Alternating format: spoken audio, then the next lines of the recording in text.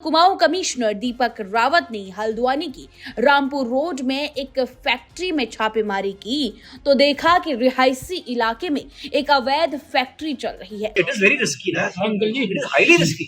इधर उड़ गया ऐसे मोहल्ले में तो मतलब ये बिल्डिंग्स का तो पता ही नहीं चलेगा। वाले को घोल के फिर ग्राहक को चूना लगा रहे हैं।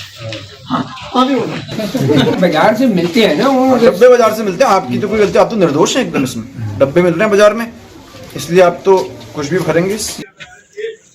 इसको कौन खरीदा है? जिसने खरीदा, मैं उसकी दुकान पे भी रेड करना चाहूंगा। फैक्ट्री स्वामी द्वारा डिटर्जेंट पाउडर और साबुन बनाने के नाम पर फैक्ट्री लगाई गई थी, लेकिन उसमें अवैध रूप से पेंट बनाने का काम चल रहा था। फैक्ट्री में भारी मात्रा में तेजाब भी रखा गया था। भारी मात्रा में पेंट के अलावा अन्य ज्वलनशील पदार्थ रखे गए हैं, जहां पर अग्निशमन विभाग का किसी तरह का कोई लाइसेंस भी नहीं है। इसके अलावा फैक्ट्री के अंदर एक्सपायरी ब्रांडेड कंपनियों का पेंट लाकर उसी को अवैध तरीके से छोटे डब्बों में पैक किया जा रहा था और फैक्ट्री द्वारा माल बिक्री और खरीद में जीएसटी की भी चोरी की गई है, जहां पर जीएसटी विभाग और अग्निशमन विभाग को मौके पर बुलाकर फैक्ट्री स्वामी के खिलाफ कार्रवाई के निर्देश दिए गए हैं। आपको बता दें, फैक्ट्री को पूरी कार्रवाई के बाद सील करने के निर्देश दिए गए हैं। साथ ही अग्निशमन विभाग को निर्देशित किया गया है कि फैक्ट्री में बरामद किए गए ज्वलनशील पदार्थ को सुरक्षित जगह पर रखा जाए। वहीं इस दौरान इस मौके पर आईएएस दीपक रावत के साथ साथ जीएसटी और नगर निगम समेत तमाम विभाग के आला अधिकारी मौजूद रहे। यहाँ पे जो लोग रहते हैं रामपुर रोड पे, उनकी ओर से कि एक फैक्ट्री चल रही है रिहायशी इलाके में और ये फैक्ट्री पेंट बनाती है। तो इसमें जो पोल्यूशन डिपार्टमेंट हैं उनके ऑफिसर्स को हमने बुलवाया था, सिटी मजिस्ट्रेट को बुलवाया था, जो ये काम करते हैं उनको भी बुलवाया था और शिकायतकर्ताओं को बुलवाया था। और ये तय हुआ था कि यहाँ पे जो भी एक्टिविटी है उसे बंद कर देंगे। लेकिन जब इसका फिजिकल इंस्पेक्शन किया गया तो बहुत सारी अनियमितताएं यहाँ पे मिली।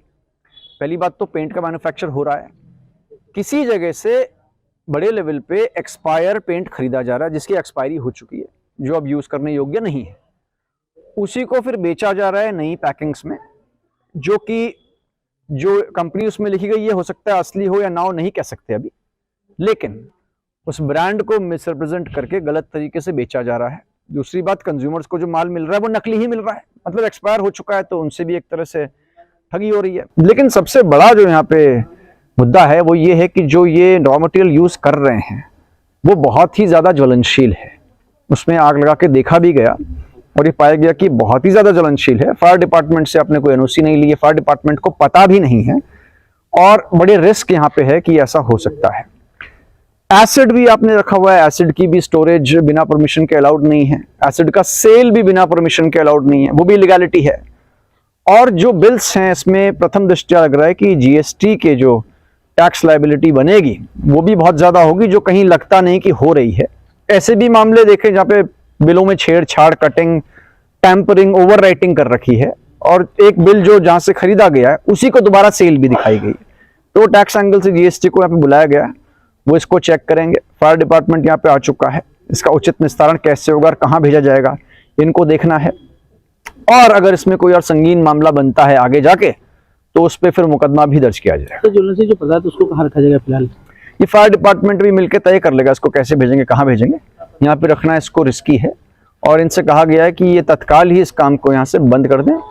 रेजिडेंशियल इलाके से ये अलाउड नहीं है और कहीं से भी आपका कोई रजिस्ट्रेशन ये लोग मुझे नहीं दिखा पाए हैं, किसी प्रकार का कोई लाइसेंस भी नहीं दिखा पाए।